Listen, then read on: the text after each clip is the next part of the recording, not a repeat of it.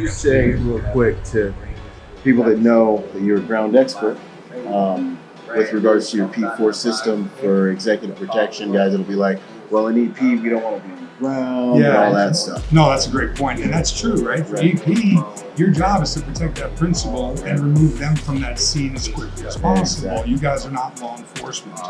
So, although I'm a ground SME, subject matter, this couldn't be any further from the truth.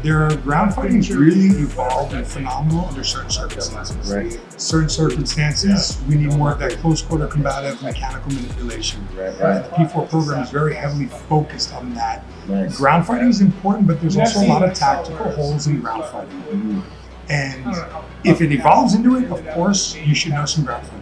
Enough to be able to, the way I see it, is enough to be able to create on the ground that safe gap and distance for the operator to get out to the field. So I do implement ground, of course, but with enough to keep yourself safe and get you back up to the feet to help the principal and the team versus needing to maybe apprehend the team. And that's what I love about what I just saw during this first session.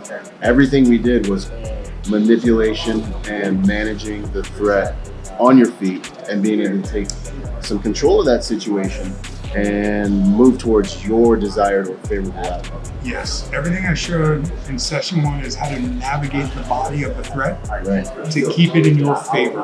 We're not trying to stop them, or like you say, people use that word control, which I know you don't really approve of either. Exactly, ducking that one too. Because we can't control somebody, but we can manage and manipulate and navigate like surfing a wave. Exactly, 100%. And it looks pretty. It does. Like for self-security, you're managing that threat.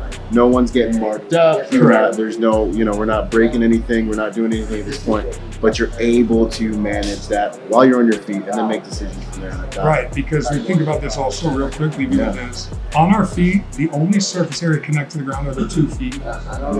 The more body parts that start connecting to the ground, the more surface area that you need to learn how to, not only for yourself, move, manipulate, weight transfer, weight distribute, while somebody's fighting you. That's a challenge. And that takes a lot of training to learn the ground fighting game to be a substantially good ground fighter under stress and pressure. But to learn what we're showing, even the dry fire program is, these guys are walking out already. Quicker retention, confidence with these just things. 2 hours. And we just warm it up. We just unwind them, my man. Awesome. Thank you. Thanks, You're awesome. brother. Appreciate you.